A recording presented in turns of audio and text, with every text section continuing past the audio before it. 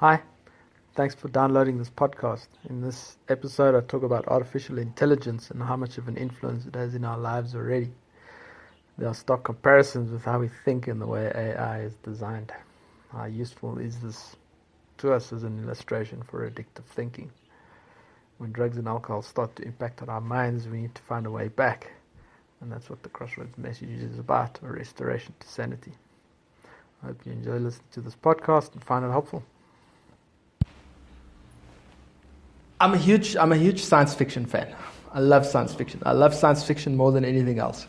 I disconnected my DSTV, unsubscribed from DSTV, and I'm only subscribed to Netflix and Amazon Prime.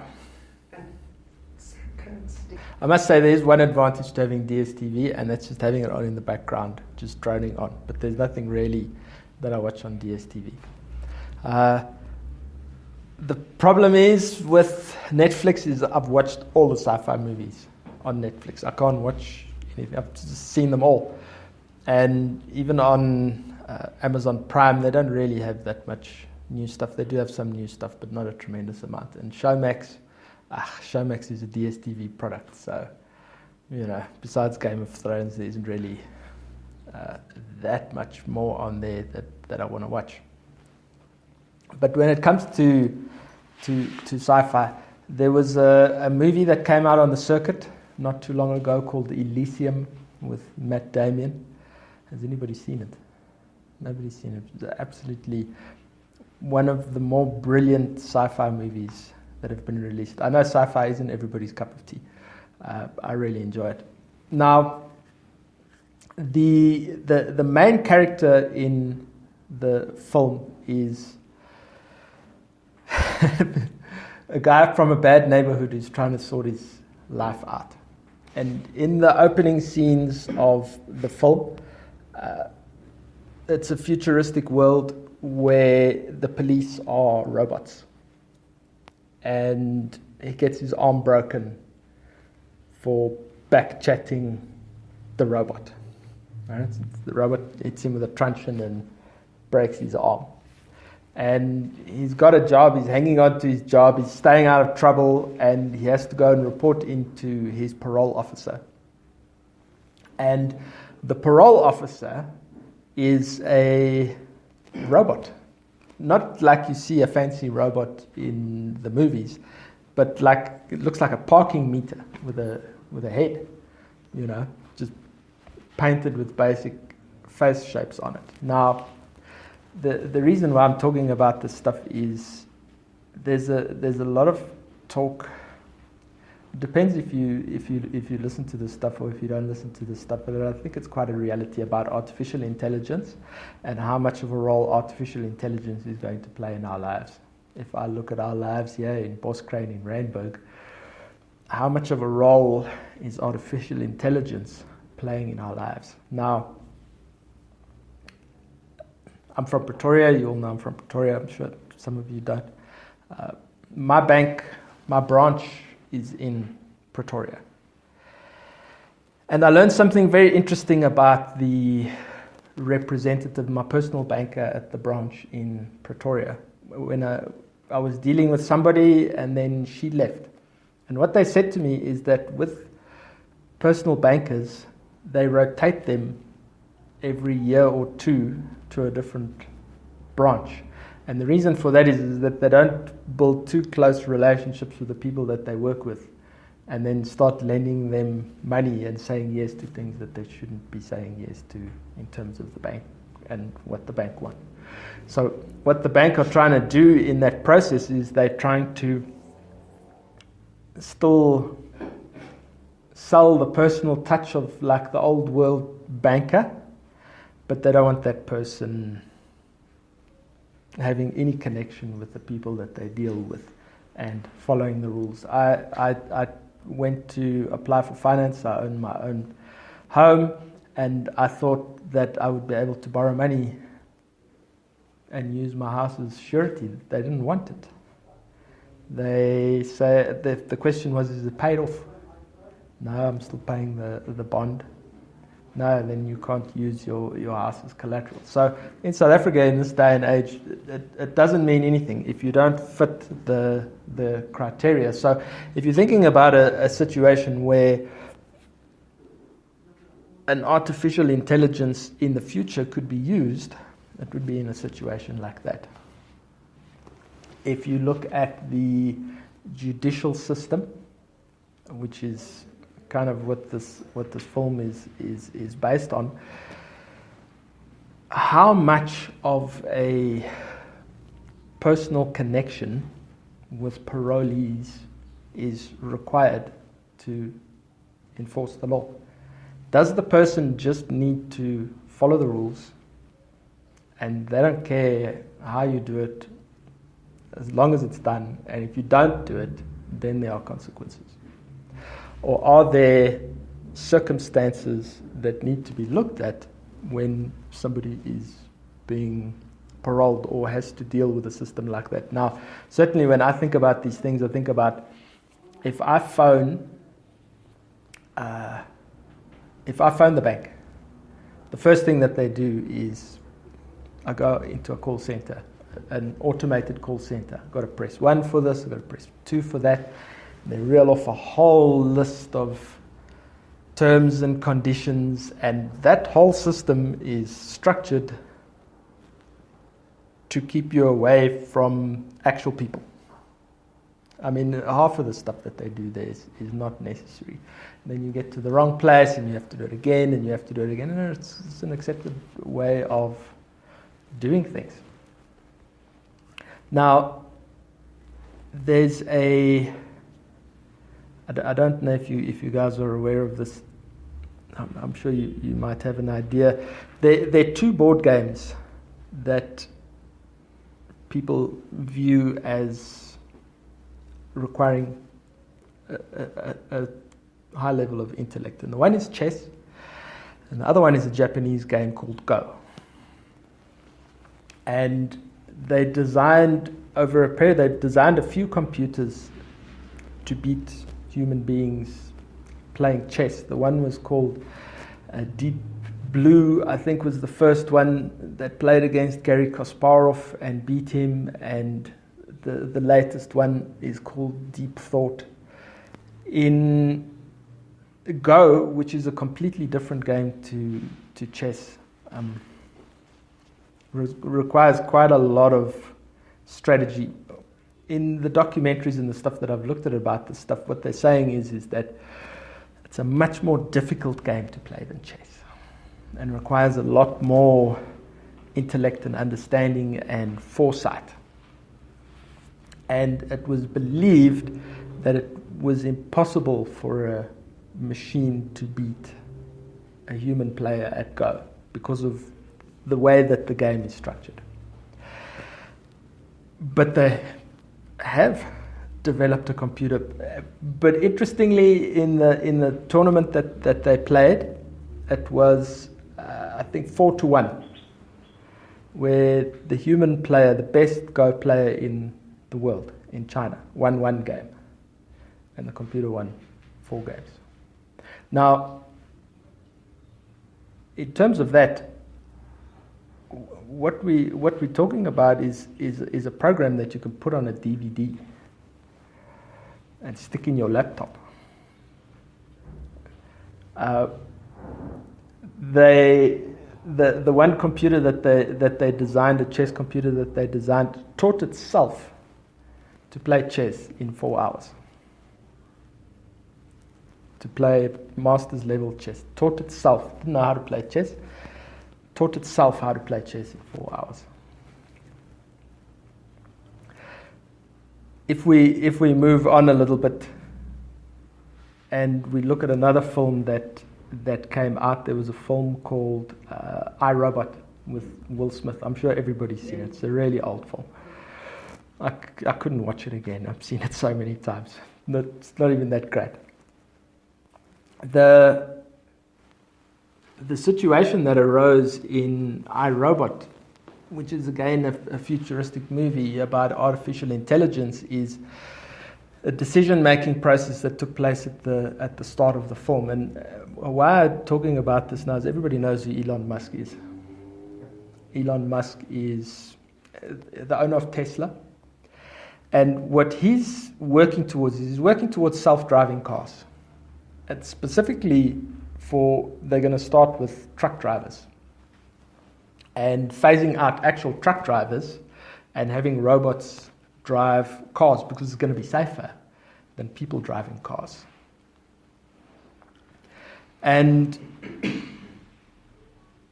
he's worried about where this intelligence is going and the capabilities of this kind of intelligence and how these things can go wrong.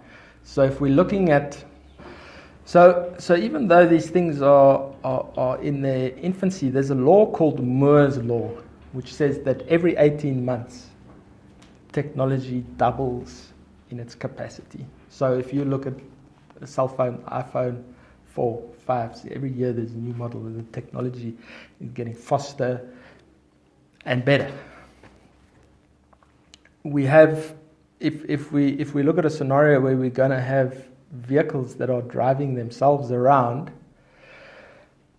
how are they going to decide, like in the example of iRobot, who to save if there's going to be an accident? What does it get based on? Does it get based on a 40-year-old policeman gets saved or a young person gets saved? How is that going to be decided? Who gets to decide who lives and who dies under those circumstances? And I think this is a reality. No drinking in the group. Sorry guys, no drinks or stuff to be brought into the group room, please. Who gets to live and who gets to decide who gets to live and under what circumstances? And this is a reality. This is something that's happening, and this is something that they're working towards. Now, I was just overseas. I was in Italy for 2 weeks, and there are two options when you go through passport control. You can go through customs, where you see an actual passport officer, and he looks at your passport and he looks at you and he stamps your passport, and you can go into the country or not. Or if you have a European passport, you put your passport on a scanner, and then they've got two little footprints on the ground, and you put your feet in the footprints, and there's a camera that takes a picture of you.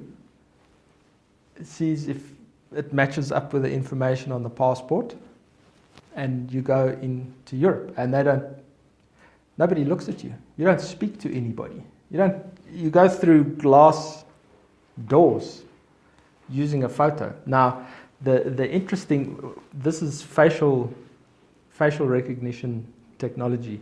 The interesting thing about facial recognition technology is that they don't know how the computer came up with facial recognition technology. A computer programmed a computer to identify people using their faces. The programmers don't know how it works. So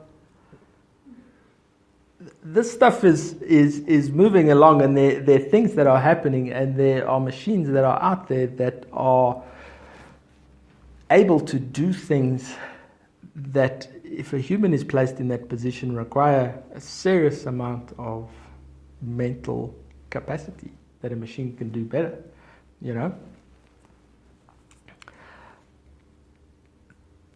The big fear, I think, is, and it certainly makes sense to me why it would be a concern, is if we look at the ongoing war that's been fought in the Middle East by the Americans. I don't have DSTV anymore, so I'm not watching what's happening there. But the last time I was looking, they're using drones to drop bombs on people. and they're shooting missiles from across the border at each other. If this kind of intelligence can be weaponized, definitely going to happen. Just think about it like this. If Google, if a robot was created and that robot was operated by Google, what do you think would happen? Now, Google is human interface with the computer. Who's going to vie for control of the robot? And what is going to happen with that thing? I mean, even if we just allow everything that is happening in Google to operate that robot, what is going to happen? Now, the flip side of that coin is, would you be at all interested in the artwork that an artificial intelligence creates, or poetry that an artificial intelligence writes? Because this is available, right? They've got these things that are creating artworks, and like, I'm thinking about that in my mind, and I have absolutely no interest in any kind of artwork I mean, it's a freaking robot. How much skill and ability does that require? Poetry. About what? You gotta be kidding me. I mean, this is completely... but I do have a morbid fascination as to what is this thing doing, and what does this stuff look like? Now, so we got two sides of the coin there. We got weaponized artificial intelligence, and we have this creative artificial intelligence. We have these programs that are creating programs that we don't know how they are creating these programs. There was another film called Transcendence with Johnny Depp. And in the film, Johnny Depp loads his consciousness into a computer and then proceeds to take over the world. normal Hollywood would kind of film. But the question then arises, would it be possible to transfer your consciousness into a machine? The current breach would be like cyborg intelligence. I'm sure some of you might be Star Trek fans. They had the Borg, which was an assimilation of half robot and half human, and what the Borg wanted to do was they wanted to assimilate people, and they would just, try to make life better for everybody. There was another film that was just released now, which was absolutely superb, called Ghost in the Shell with Scarlett Johansson, and they had taken somebody who was blown up in an explosion or something like that, and used parts of that person, their brain and their consciousness, and integrated it into a robot, and kept this part of the brain not able to register with drugs, and it was such a fascinating film. But there it is, where you have a human who is interfaced with a machine. Now, there's the capacity for that to be a real advantage. Let's say I'm sitting in a meeting and I have the ability to call up data while I'm sitting and speaking to somebody, and view that data and have a conversation with someone. Now, the one example that they used that I thought was absolutely brilliant: if you have a dating app, right, and you dating and you meet somebody, how do you know if this person likes you or if this person doesn't like you? If you have a computer that is observing that person's, because we all have who's got an iPhone watch? You know, there are ways. Where's all of the stuff going? If you plugged into the machine, is that going to help you? Is that something that you should be afraid of? I got to say that I would probably be in the front of the queue when it came, not specifically for the dating technology, but for the integration of that kind of technology, because I love technology and that fascinates me, and I would be quite down for something like that. It's interesting, you know. I love information. To have information available all the time while we're sitting and talking. So I mean, I'm sitting here talking to you about who Franz Ferdinand was in the First World War, you know, and I can't remember the dates of his assassination, and if I can call up that information, how handy is that? So there's definitely a market for it, and there's definitely a capacity for it.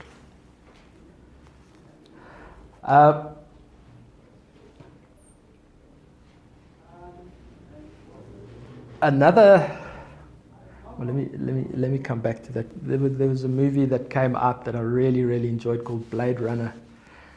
There was the original Blade Runner, which is I own one DVD, and that's Blade Runner. And the second one came out, and it was really superb. Now,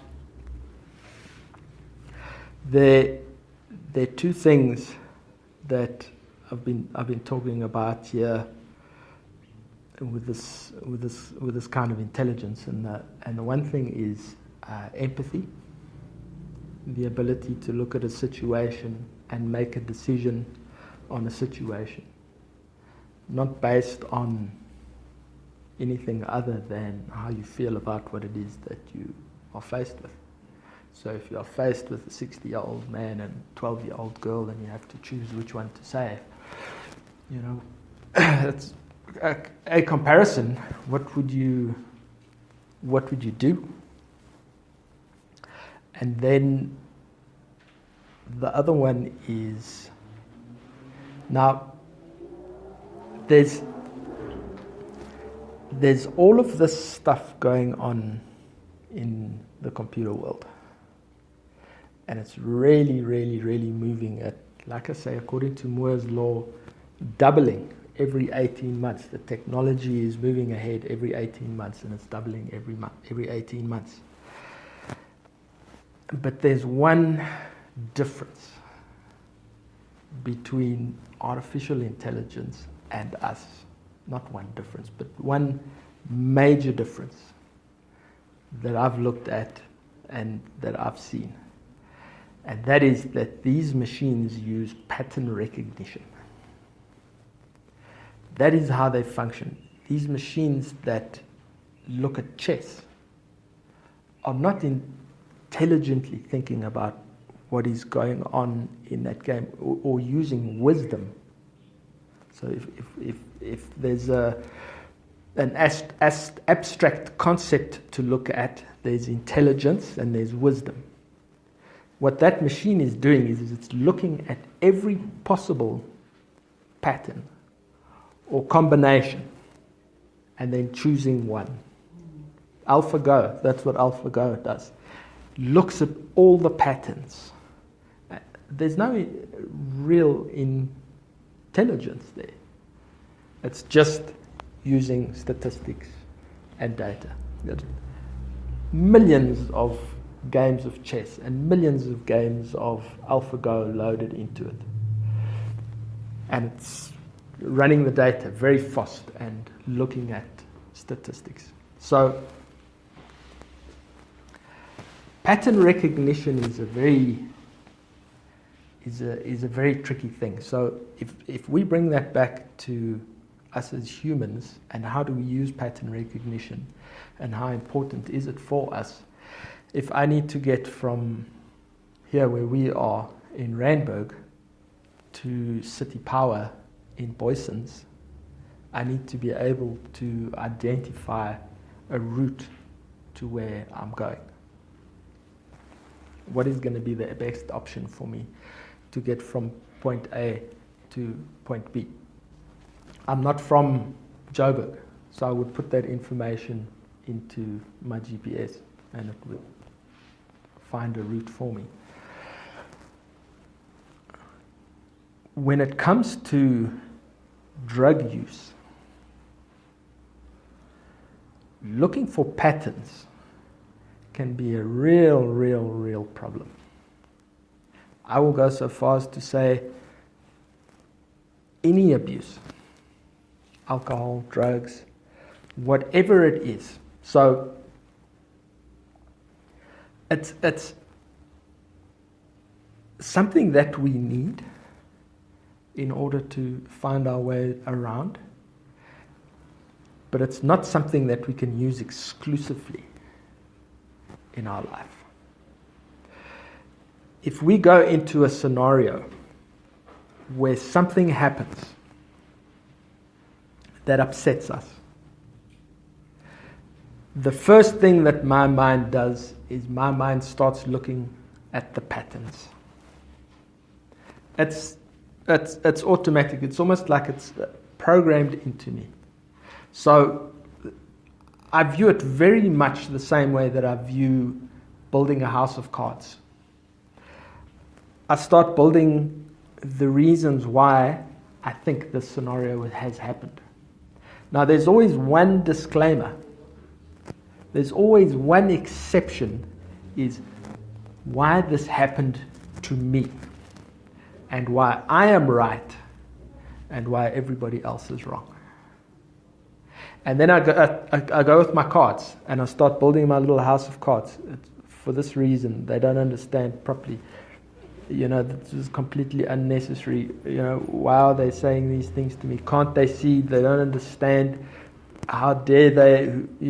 Half of them are more burnt than I am. Who do they think they are?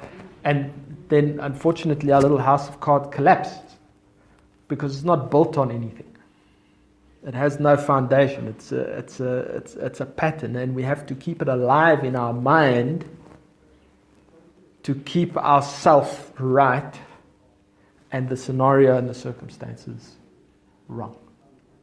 And I've spoken on a few occasions in this group all the time. It's something that I believe. In fact, I spoke about it on Wednesday.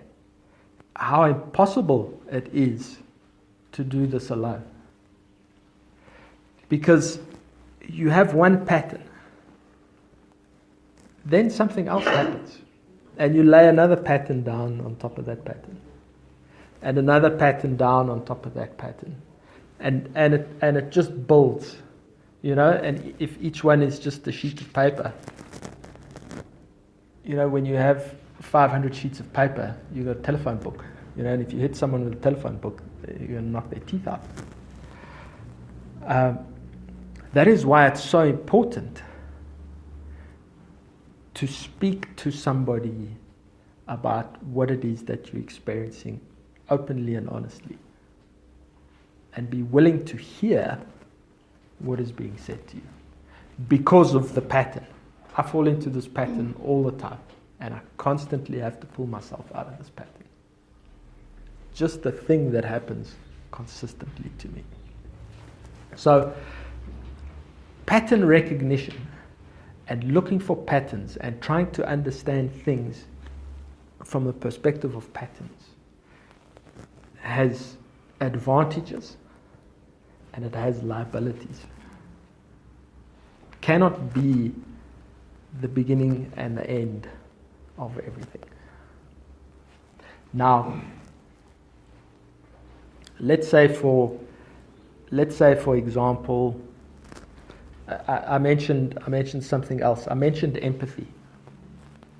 That the example I use is of a parole officer that is a machine, of a phone service, of a banker that is a machine. That these people are not interested in that empathetic connection in making decisions about things.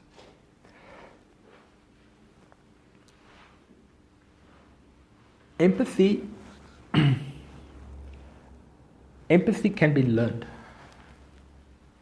Empathy can be learned. Now, there's a real fundamental problem, yes? I think that as many variations of people that there are in the world, that there are as many variations of people who have empathy and don't have empathy.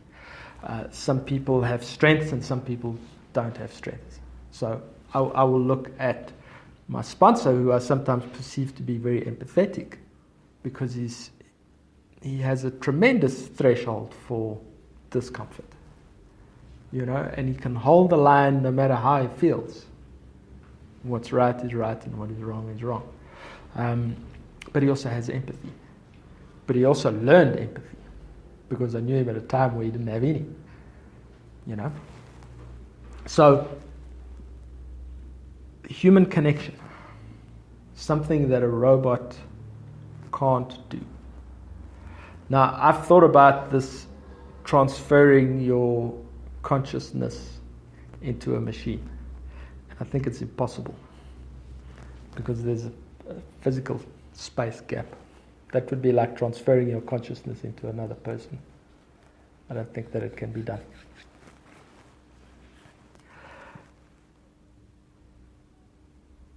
I lost my train of thought. Empathy. So, when we deal with people,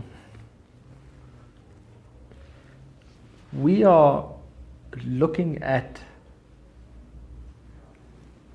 Has anybody here ever been for a lie detector test? Yeah, I've been for a lie detector test. I believe that if you've been for a lie detector test once, if you go again, you'll be able to beat the machine. It's, so to develop a robot or something that you can evaluate whether a person is lying to you or not lying to you, it's a very kind of tenuous thing. But when it comes to human connection, which is why I have so much faith in the process that we run here in the treatment center, is the truth is the truth, and the truth will always come out, and there are always consequences. We make our decisions, but we can't choose our consequences. So this is where things get a little bit tricky, because if I am observing, don't explode, are you all right? If I am observing my environment and I'm making evaluations based on what I see, and if I'm using empathy and making decisions and choices based on how I feel about things, but on top of that, what I'm doing is I'm putting substances in my body. What kind of choices and what kind of decisions am I making based on what I see and what I feel?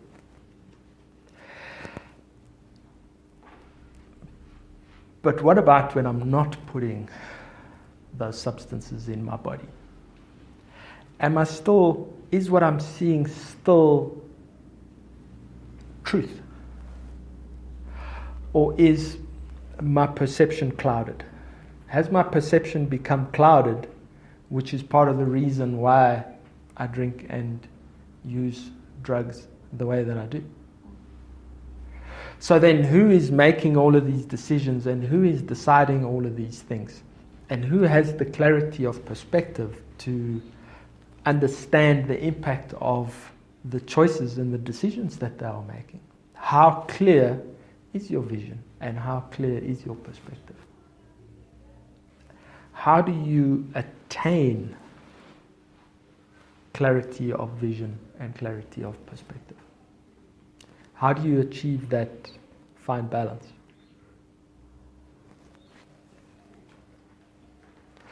There's a meditation teacher called Jilong Tuban.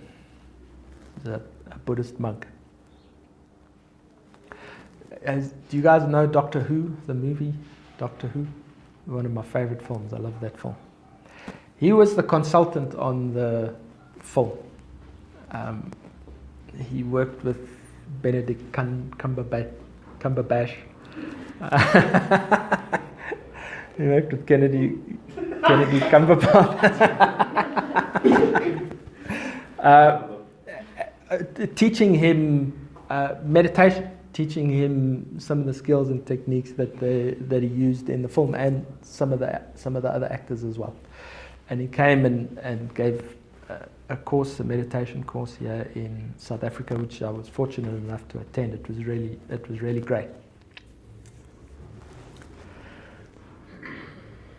The first step, his recommendation, and the first step of gaining identity of clarity.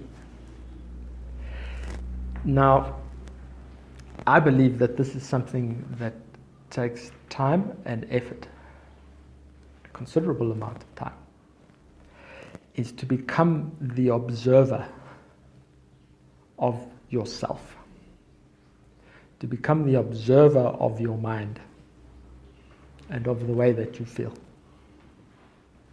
and not to try and change your experience.